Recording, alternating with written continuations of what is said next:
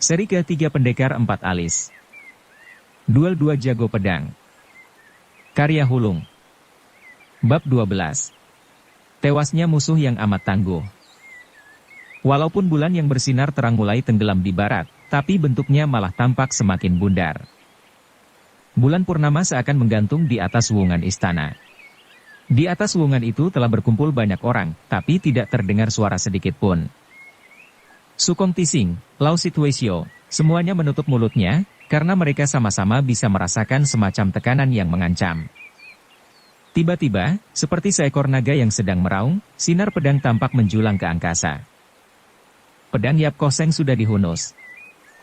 Di bawah sinar bulan, pedang itu seakan tampak pucat. Bulan yang pucat, pedang yang pucat, wajah yang pucat. Yap Koseng hanya menatap pedang di tangannya dan berkata, "Silakan." Ia tidak memandang wajah Sebun Jui Soat, tidak memandang pedang di tangan Sebun Jui Soat, juga tidak menatap mata Sebun Jui Soat. Ini adalah pertaruhan antara hidup dan mati. Pertarungan di antara dua jagoan juga sama seperti pertempuran di antara dua pasukan tentara. Siapa yang mengetahui keadaan musuhnya, selamanya akan memenangkan pertempuran. Karena itu gerak-gerik lawan harus selalu diamati dengan cermat, sedikit pun tidak boleh lengah. Karena setiap kemungkinan akan menentukan siapa yang menang dan kalah. Yap Koseng telah mengalami ratusan kali pertarungan. Sebagai orang yang tidak pernah kalah, tentu saja dia memahami prinsip ini. Karena itu dia pun tidak boleh melakukan kesalahan, dia tak boleh melanggar prinsip ini. Sorot mata Sebun Jui Soat tajam bagaikan pedang, seolah-olah tidak hanya bisa melihat tangannya, wajahnya, namun juga menembus hatinya. Yap Koseng kembali berkata, "Silakan." Sebun Jui Soat tiba-tiba berujar, "Sekarang belum bisa." Yap Koseng bertanya, "Mengapa belum bisa?" Sebun Jui Soat menyahut, "Kita harus menunggu sebentar." Yap Koseng bertanya lagi, "Mengapa?" Sebun Jui Soat pun menyahut, "Karena hatimu tidak tenang." Yap Koseng terdiam. Sebun Jui Soat melanjutkan, "Jika hati dalam keadaan kalut, ilmu pedangnya pun tentu akan kalut, orangnya tentu akan menghadapi kematian." Yap Koseng mendengus dan berkata, "Menurutmu, sebelum bertanding pun aku sudah kalah?" Sebun Jui Soat berujar, "Jika sekarang kau kalah, sebabnya bukan karena kalah bertanding." Yap Koseng berucap, "Karena itu kau tidak mau memulai pertarungan ini?" Sebun Jui Soat tidak menyangkal. Yap Koseng berkata pula, "Karena kau tidak mau mengambil kesempatan dalam kesempitan?" Sebun Jui Soat pun mengangguk. Yap Koseng berkata, "Tapi pertarungan ini harus terjadi." Sebun Jui Soat berujar, "Aku akan menunggu." Yap Koseng bertanya, "Kau mau menungguku?" Sebun Jui Soat mengangguk dan berkata, "Aku yakin aku tidak akan menunggu terlalu lama." Yap Koseng tiba-tiba menatapnya, di matanya sekilas terlihat perasaan terima kasih, yang kemudian segera buyar oleh sinar pedang di tangannya. "Berterima kasih pada musuhmu adalah sebuah kesalahan yang fatal." Yap Koseng berkata, "Aku tidak boleh membiarkanmu lama menungguku. Sementara kau menunggu, bisakah aku berbincang-bincang dengan seseorang?" Sebun Jui Soat bertanya, "Apakah berbincang-bincang akan membuat pikiranmu lebih tenang?" Yap Koseng menjawab, "Bila aku bisa berbicara dengan orang ini, barulah pikiranku akan menjadi tenang." Sebun Jui Soat bertanya pula, "Siapa orang itu?" Pertanyaan ini sebenarnya tidak perlu diucapkan. Tentu saja yang akan diajak bicara oleh Yap Koseng adalah Liok Xiao Hong, karena hanya si burung Hong kecil yang bisa menjawab dan menguraikan seluruh pertanyaan yang ada di hatinya. Liok Xiao Hong sudah duduk di atas wuungan istana terlarang, duduk di atas genteng licin yang bisa membuat orang tergelincir bila kurang berhati-hati itu. Bulan yang terang bersinar di belakangnya, bersinar di atas kepalanya, cahaya terangnya yang membias di kepalanya seakan sinar yang berasal dari surga. Yap Koseng menatapnya sekian lama, lalu tiba-tiba dia berkata, "Kau bukan dewa." Liok Xiao Hong menyahut, "Memang bukan." Yap Koseng berkata pula, "Karena itu aku tidak bisa mengerti, bagaimana kau bisa mengetahui rahasia sebanyak itu?" Liok Xiao Hong tersenyum dan berkata, "Kau benar-benar mengira kalau selamanya kau bisa menyembunyikan rahasia ini dari orang banyak?" Yap Koseng berujar, "Mungkin tidak seperti itu, tapi rencana kami." Liok Xiao Hong berkata, "Rencana kalian itu benar-benar bagus, juga amat teliti. Hanya saja, walaupun rencana itu demikian cermat, tetap saja ada titik kelemahannya. Yap Koseng bertanya, di mana titik kelemahannya? Bagaimana kau bisa melihatnya? Liok Xiaohong bimbang sejenak, sebelum akhirnya menjawab, aku sendiri tidak tahu pasti. Hanya saja aku merasa, ada beberapa orang yang seharusnya tidak mati, tapi ternyata malah mati secara misterius. Yap Koseng bertanya pula, maksudmu Tio Eng Hong, Kong Sun Toanio dan Aoyang Qing? Liok Xiaohong berujar, juga si tuan besar cucu kura-kura. Yap Koseng berkata, mengapa kami harus membunuh mereka? Liok Xiaohong menjawab, sekarang aku sudah mengetahui jawabannya. Yap Koseng berucap, katakanlah. Liok Xiaohong berkata pula, rencana busuk kalian ini sudah lama berlangsung secara rahasia. Ong Chongkoan melakukan hubungan dan kontak dengan pihak Lam Onghu, mereka bertemu di rumah bordil Aoyang. Yap Koseng berkata, karena mereka yakin, orang tentu tidak akan menduga kalau seorang Taikam dan Lama akan sering datang ke rumah bordil. Liok Xiaohong berujar, tapi kalian tetap tidak merasa lega, karena kalian tahu Sun Loya dan Aoyang Qing bukanlah orang biasa. Kalian curiga kalau mereka sudah mengetahui rahasia ini, karena itu, tentu saja kalian harus melenyapkan mereka dari muka bumi ini. Yap Koseng berkata, sebenarnya, aku memang harus membunuh mereka. Liok Xiaohong berujar, memang. Yap Koseng berkata pula, karena kaitan mereka dengan urusan ini sangatlah besar artinya, aku tidak boleh menyerempet bahaya. Liok Xiaohong pun berujar, karena itu aku pun kemudian sadar, di balik pertarungan besar kalian ini tentu tersimpan sebuah rahasia yang lebih besar lagi. Pertarungan kalian ini terselenggara bukan hanya karena pertaruhan antara Lian Pak dan Toh Tong Han semata. Yap Koseng menghela nafas dan berkata, kami pun memang harus membunuh Tio Eng Hong. Liok Xiaohong melanjutkan, karena dia terlalu tergesa-gesa dalam mencari Sebun Jui Soat. Dia berhasil menemukan sarang Ong Taikam dan tanpa disengaja juga mengetahui keberadaanmu di sana, tentu saja dia harus dibunuh secepat mungkin. Yap Koseng berkata, kau tentu sudah tahu, patung lilin ketiga yang diukirnya itu adalah aku. Liok Xiaohong berujar. Dan karena patung lilin ini pula, Kyo si boneka pun harus mati.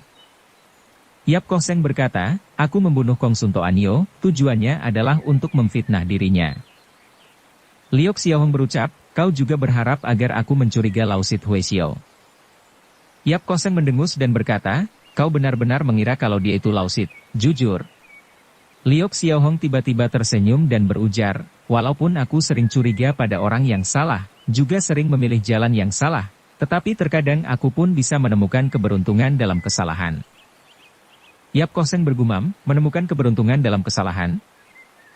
Liok Xiaohong berkata pula, jika aku tidak curiga pada Lausit Huexiao, lalu tidak menanyai Aoyang Qing dengan teliti, tentu aku tak akan tahu kalau Ong Taikam dan Lama dari Ong Lamhu pun sering datang ke sana. Pek In Sengcu berujar, sejak itu, kau pun mulai curiga padaku? Liok Xiaohong menghela nafas dan berkata, sebenarnya aku tidak mencurigaimu. Walaupun aku merasa kau tidak mungkin bisa dibokong orang, apalagi oleh jarum beracun keluarga Tong, tapi aku tidak pernah benar-benar mencurigaimu, karena... Ia menatap Yap Koseng dan menambahkan dengan lambat, karena aku selalu menganggapmu sebagai sahabatku. Yap Koseng memalingkan mukanya, apakah dia tidak punya muka untuk berhadapan dengan Liok Xiaohong lagi? Liok Xiaohong berkata pula, kau menggunakan pertaruhan Lian Pak dan Toh Tong Han sebagai kedok, memanfaatkan pertarungan besar ini sebagai panggung sandiwara. Pertama kau atur dulu orang yang akan menyamar sebagai dirimu di tempat Toh Tong Han sana. Bila kau muncul, seluruh tubuhmu selalu penuh dengan aroma bunga, seakan-akan kau hendak menutupi bau yang berasal dari lukamu.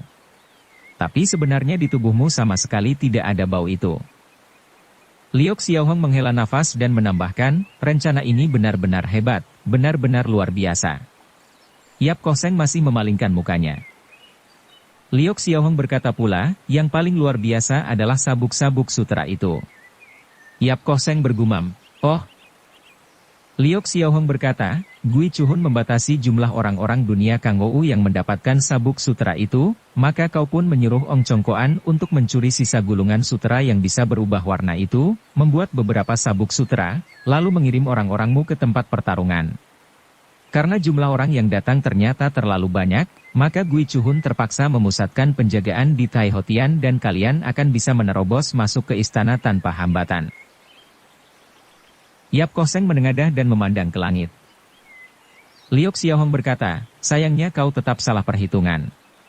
Walaupun kau sudah menduga kalau Sebun Jui Soat tidak akan mau bertarung dengan orang yang telah terluka, tapi kau lupa kalau Tong Tianqiong akan membalaskan dendam untuk Toako dan Jikonya. Yap Koseng bertanya, Tong Tianqiong. Liok Xiaohong berujar, kalau Tong Tianqiong tidak melukai orang yang menyamar sebagai dirimu itu, aku mungkin tidak akan pernah mencurigaimu. Yap Koseng bergumam, oh. Liok Xiaohong berkata lagi, setelah mengetahui rahasiamu, aku pun segera teringat pada istana, juga pada Ong Taikam. Saat itulah akhirnya aku memahami persekongkolan kalian, persekongkolan busuk yang begitu menakutkan. Tiba-tiba Liok Xiaohong bertanya, kau masih bisa tersenyum? Yap Koseng berujar, aku tidak boleh tersenyum. Liok Xiaohong menatapnya, akhirnya ia mengangguk dan berkata, asal masih bisa tersenyum, orang memang harus banyak tersenyum. Tapi senyuman pun ada banyak jenisnya, ada senyuman bahagia, senyuman dipaksa, senyuman tanda tersanjung, senyuman pahit dan getir. Yang manakah jenis senyuman Yap Koseng? Tidak peduli apapun jenis senyumannya, asalkan dia masih bisa tersenyum saat ini, maka dia bukanlah orang biasa, dia adalah seorang Eng Hiong. Tiba-tiba ia menepuk pundak Liok Xiaohong dan berkata, aku pergi dulu. Liok Xiaohong berkata pula, tidak ada lagi yang ingin kau ucapkan. Yap Koseng berpikir sejenak, lalu berkata, ada. Liok Xiaohong berujar, katakanlah. Yap Koseng berkata, tak peduli apapun pandanganmu, kau selalu menjadi sahabatku. Lalu ia melangkah pergi dan menghampiri Sebun Jui Soat. Tiba-tiba angin musim gugur terasa dingin seperti di akhir musim dingin. Saat ini sinar bulan terlihat remang-remang, remang-remang seperti sinar bintang. Sinar bintang memang remang-remang seperti impian, impian seorang kekasih. Seorang kekasih tentu saja selalu menyenangkan. Terkadang ada orang yang lebih menyenangkan daripada kekasih, tapi tentu saja amat jarang. Kebencian tentu saja bukan sekedar luapan perasaan yang kelewat batas. Dalam kebencian, terkadang juga tercakup pengertian dan perasaan hormat. Sayangnya, musuh yang berharga tidaklah banyak, musuh yang patut dihormati malah lebih sedikit lagi. Tapi dendam berbeda. Kebencian adalah takdir, dendam adalah hasil suatu nasib. Kebencian menggerakkanmu, sedangkan dendam adalah kau sebagai penggeraknya. Bisakah kau mengatakan bahwa Sebun Jui Soat membenci Yap Koseng? Bisakah kau mengatakan kalau Yap Koseng membenci Sebun Jui Soat? Di antara mereka tidak ada dendam, yang ada hanyalah kebencian, kebencian karena kelahiran mereka, kebencian karena kehidupan mereka. Mungkin kebencian Yap Koseng adalah karena setelah Yap Koseng lahir, lalu mengapa lahir pula seorang Sebun Jui Soat? Mungkin kebencian Sebun Jui Soat pun sama. Antara cinta dan benci hanya ada sehelai benang yang amat tipis, lalu mengapa kita selalu memandang salah satunya secara berlebihan? Sekarang telah tiba saatnya duel yang menentukan itu. Bila duel yang menentukan ini sudah tiba waktunya, tidak seorang pun yang mampu mencegahnya lagi. Walau detik ini mungkin singkat, tapi banyak orang yang sudah menunggunya, mereka sudah mengorbankan segala yang mereka miliki untuk menyaksikan duel ini. Teringat pada orang-orang ini, tiba-tiba Yap Koseng merasa pahit dan getir. Apakah pertarungan ini berharga untuk dilaksanakan? Apakah berharga juga untuk orang-orang yang menyaksikannya? Tidak ada yang bisa menjawabnya, tidak seorang pun yang bisa menilai. Bahkan Liok Xiaohong pun tidak. Tapi dia juga merasakan tekanan dan hawa pedang itu, ia merasakan tekanan yang mungkin jauh lebih besar daripada yang dirasakan oleh orang lain. Karena Sebun Jui Soat adalah sahabatnya. Sekali saja kau menganggap seseorang sebagai sahabatmu, maka selamanya dia adalah sahabatmu.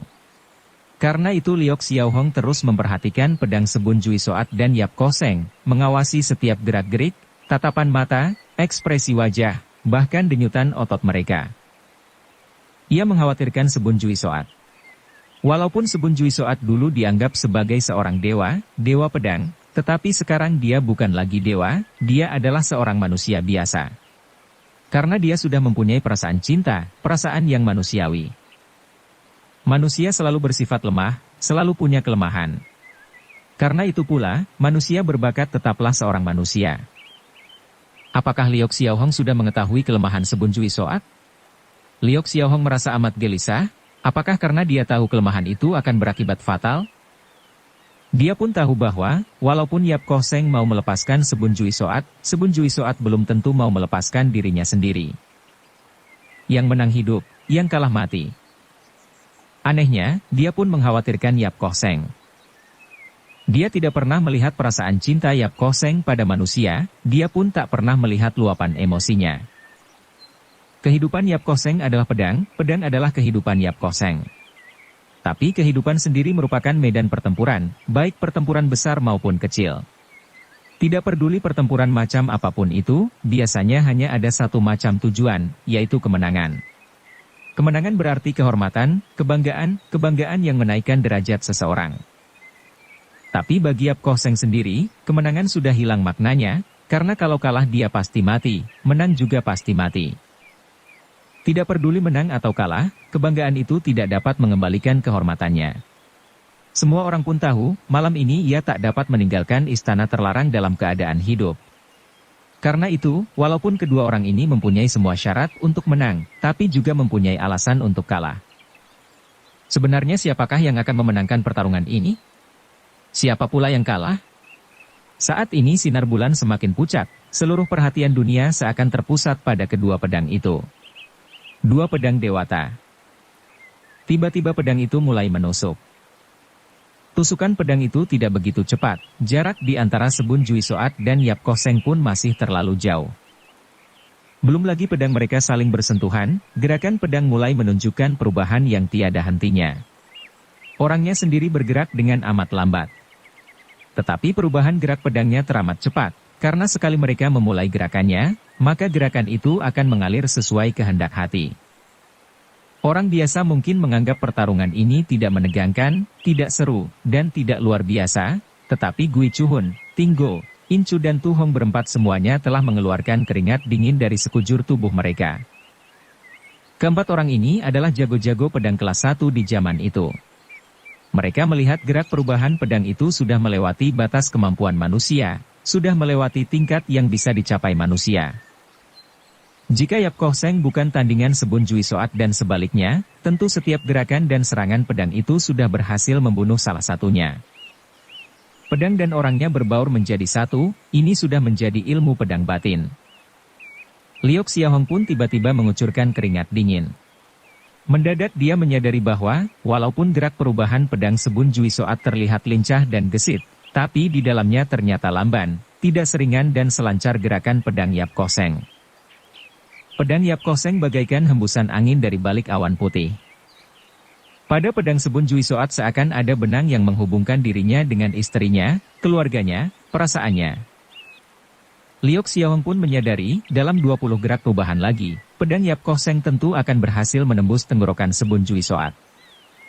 20 gerak perubahan akan berlalu dalam sekejap mata. Ujung jari Liok Xiaohong sudah terasa dingin bagaikan es. Sekarang, siapapun tak akan mampu merubah takdir Sebun Jui Soat. Liok Xiaohong tidak bisa, Sebun Jui Soat pun tidak. Jarak kedua orang itu sudah amat dekat. Tiba-tiba kedua pedang itu saling menusuk dengan seluruh tenaga dan kekuatannya. Ini sudah menjadi akhir pertarungan, akhir yang akan menentukan siapa yang menang dan kalah. Baru sekarang Sebun Jui Soat menyadari bahwa pedangnya selangkah lebih lamban, pedangnya baru menusuk ke arah dada Yap Koh Seng, tapi pedang Yap Koh Seng sudah hampir menembus tenggorokannya.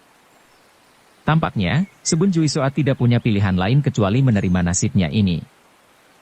Tapi saat itulah mendadak ia menyadari bahwa arah ujung pedang Yap Koh Seng tiba-tiba menyimpang, mungkin hanya berselisih sejauh 2 inci, tapi tentu saja selisih itu sudah cukup untuk menentukan hidup dan mati.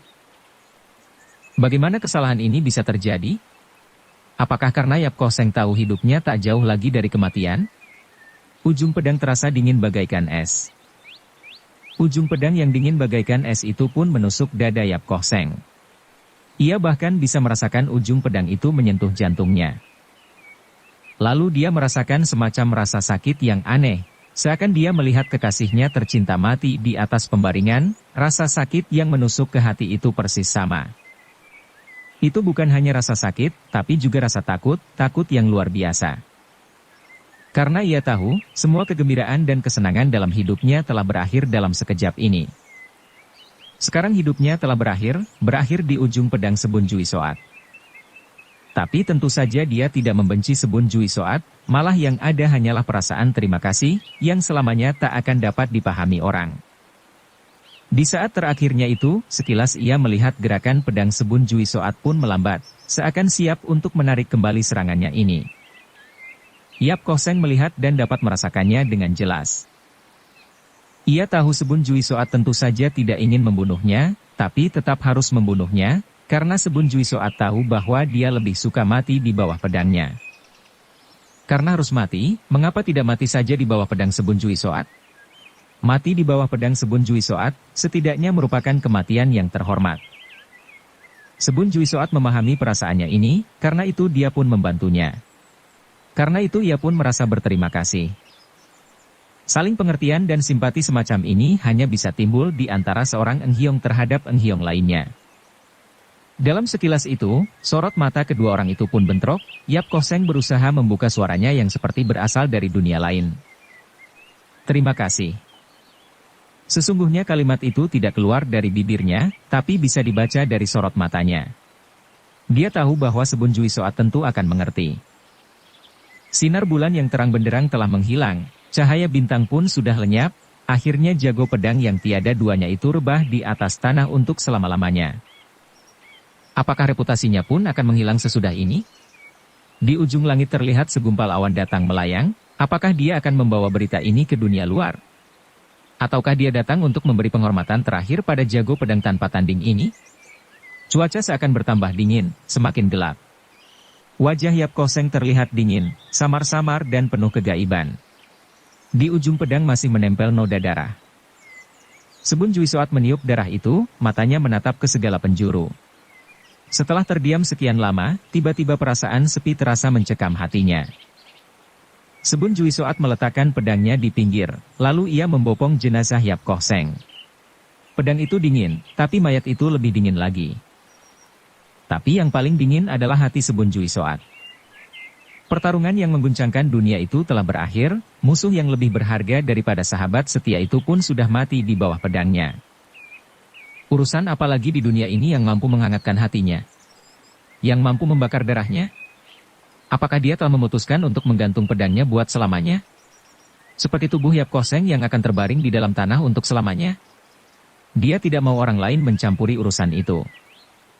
Tinggo tiba-tiba menerobos maju, melintangkan pedangnya untuk menghadang jalannya, lalu menghardik dengan keras, "Kau tidak boleh membawa orang ini. Tak peduli dia masih hidup atau sudah mati, kau tetap tidak boleh membawanya." Sebun Jui Soat sama sekali tidak memperdulikannya. Tinggo berkata pula, "Orang ini adalah buronan pemerintah, siapapun yang merawat mayatnya, akan menanggung akibatnya." Sebun Jui Soat berkata, "Kau ingin aku meninggalkan jenazahnya?" Tinggo mendengus dan berkata, "Apakah aku perlu memaksamu?" Urat-urat di tubuh Sebun Jui Soat tampak menggelembung biru. Tinggo berkata pula, "Bila Sebun Jui Soat dan Yap Koh Seng bergabung, mungkin tidak ada orang di dunia ini yang sanggup menghadapinya, tapi sayangnya Yap Koh Seng sekarang telah mampus. Apakah kau seorang diri sanggup menghadapi 3.000 orang tentara?" Baru saja ia selesai bicara, tiba-tiba didengarnya seseorang mendengus. Orang itu pun berkata sambil tersenyum, "Walaupun Yap Koh Seng sudah mati, tapi Liok Xiao Hong masih hidup." Dan Liok Xiao Hong pun muncul. Tinggo tiba-tiba membalikkan badan dan berseru dengan keras, "Apa yang kau inginkan?" Liok Xiao Hong berkata dengan enteng, "Aku hanya ingin mengingatkanmu, Sebun Jui Soat dan Yap Koh Seng adalah sahabatku." Tinggo berujar, "Kau ingin melindungi buronan pemerintah? Kau tahu apa hukumannya?" Liok Xiao Hong berkata, "Aku hanya tahu satu hal." Tinggo berucap, "Katakanlah." Liok Xiao Hong berkata, "Aku hanya tahu, bila suatu urusan tidak seharusnya dilakukan, maka aku tidak akan melakukannya. Tapi bila urusan itu harus dilakukan, biarpun kau tebas kepalaku, aku tetap akan melakukannya." Wajah Tinggo tampak berubah. Tu Hong dan Incu segera melangkah maju, para pengawal pun menghunus senjata mereka. Ketegangan semakin terasa. Tiba-tiba seseorang melompat maju dan berteriak dengan keras, walau kalian berjumlah 3.000 orang, tapi Liok Xiaohong adalah temanku. Aku tidak takut kepalaku dipenggal karena membela teman. Orang ini adalah Poki. Bok Tojin pun segera melangkah ke depan dan berseru, walaupun Pinto adalah seorang Tosu yang tidak mau mencampuri urusan duniawi, tapi orang sepertiku juga harus membela seorang teman. Ia berpaling, memandang Lausit Weishio dan bertanya, bagaimana denganmu, Weishio? Lausit Weishio pun menyahut, kalau Tosu tua pun mempunyai seorang sahabat, mengapa Weishio tidak? Ia melirik Sukong Tising dan bertanya, dan kau bagaimana? Sukong Tising menghela nafas dan berkata, para pengawal istana selain bertubuh besar, juga memiliki kepandaian yang tinggi, apalagi mereka pun pejabat-pejabat negara. Aku hanya maling kecil, maling paling takut pada pejabat, karena itu. Lausit Weishio bertanya, karena itu bagaimana? Sukong Tising tersenyum getir dan berkata, karena itu, sebenarnya aku tidak ingin mengakui Liok Xiaohong sebagai sahabatku. Sayangnya, mau tak mau aku harus mengakuinya. Lausit Weishio berujar, bagus sekali. Sukong Tising berucap, sama sekali tidak bagus. Lausit Weishio bertanya, mengapa tidak bagus? Sukong Tising berkata pula, jika mereka tetap memaksa Sebun Jui Soat untuk meninggalkan mayat itu, Liok Xiaohong tentu akan membelanya. Lausit Weishio berkata, ya. Sukong Tising berkata lagi, jika kita mendukung Liok Xiaohong, berarti kita pun tidak akan menurut? Lausit Weishio menyahut, ya. Sukong Tising pun berujar, jadi kita tentu harus menghadapi mereka semua. Lausit Weishio hanya mengiyakan. Sukong Tising berkata pula, aku sudah menghitung. Jika kita harus bentrok dengan mereka, setiap orang dari kita setidaknya harus menghadapi 317 orang musuh. Ia menghela nafas, lalu menambahkan, 2 kepalan saja sulit mengatasi 4 kepalan. Sekarang sepasang kepalan harus menghadapi 600 kepalan, membayangkannya saja rasanya sudah mengerikan. Lausit Weishio tiba-tiba tersenyum dan berkata, jangan lupa kalau kau mempunyai 3 tangan. Sukong Tising juga tersenyum. Mereka tersenyum dengan ringan, di atas Taihotian, di kota terlarang, menghadapi gunung pedang dan hutan golok yang berkilauan, mereka masih tetap bisa bersikap santai. Tinggo dan kawan-kawannya yang malah merasa gelisah, para pengawal itu sudah merasakan keadaan yang amat genting. Bila pertempuran ini terjadi, siapapun tidak berani membayangkan akibatnya. Agaknya, mau tak mau pertempuran akan berlangsung juga. Wajah Gui Chuhun tampak tegang, kedua tangannya terkepal erat-erat. Dengan perlahan dia berkata, kalian semua adalah jago-jago Kang Ou yang sudah lama kuhormati, sebenarnya aku tidak berani bersikap kurang sopan, sayangnya aku memiliki tanggung jawab terhadap negara, karena itu, tiba-tiba Liok Xiaohong memotong perkataannya, maksudmu, kau berharap kami semua memahamimu, tapi aku juga berharap kau mau memahami kami. Gui Chuhun berujar, katakanlah. Liok Xiaohong berkata pula, di antara kami, ada yang suka uang, ada pula yang suka perempuan. Ada yang berani mati, ada juga yang takut mati. Tapi bila tiba di saat yang kritis, kami selalu menghargai kesetiakawanan, kami memandangnya lebih berat dari segalanya. Gui Chuhun terdiam sekian lama, baru kemudian ia menghela nafas dan mengangguk, lalu berkata, aku mengerti. Liok Xiaohong berkata, kau seharusnya memang mengerti. Gui Chuhun berujar, tapi kau juga seharusnya mengerti. Liok Xiaohong berucap, oh. Gui Chuhun berkata, akibat dari pertempuran ini, kedua pihak tentu akan ada yang terluka atau binasa, hal yang mengerikan untuk dibayangkan. Lalu siapa yang harus bertanggung jawab nantinya? Liok Xiaohong tidak membuka mulut, di dalam hatinya pun diam-diam terasa berat. Gui Chuhun menatap ke segala penjuru, lalu ia menghela nafas dan berkata, tak peduli siapapun yang bertanggung jawab, tampaknya pertempuran ini tak akan dapat dihindarkan, tak seorang pun yang bisa mencegahnya. Liok Xiaohong merenung, lalu berkata dengan lambat, mungkin ada seseorang yang mampu mencegahnya. Gui Chuhun berkata, siapa? Liok Xiaohong berpaling dan menatap istana di kejauhan, di matanya terpancar sebuah ekspresi yang amat aneh. Saat itulah dari dalam istana tiba-tiba terdengar seseorang berseru dengan keras, firman Kaisar tiba. Seorang taikam berbaju kuning yang memegang selembar kertas, tampak berlari keluar dengan tergesa-gesa. Semua orang segera berlutut. Haikam itu segera membacakan firman dari Kaisar. Kaisar memerintahkan Liok Xiaohong untuk segera pergi ke Lam Xiuhong. Orang lainnya segera tinggalkan istana. Perintah Kaisar tentu tak boleh dibantah. Yang disebut orang lainnya, tentu saja termasuk orang mati, karena itu pertempuran itu pun sudah berakhir sebelum dimulai. Bersambung ke epilog. Dukung kami dengan subscribe, follow, like, komen dan share. Terima kasih.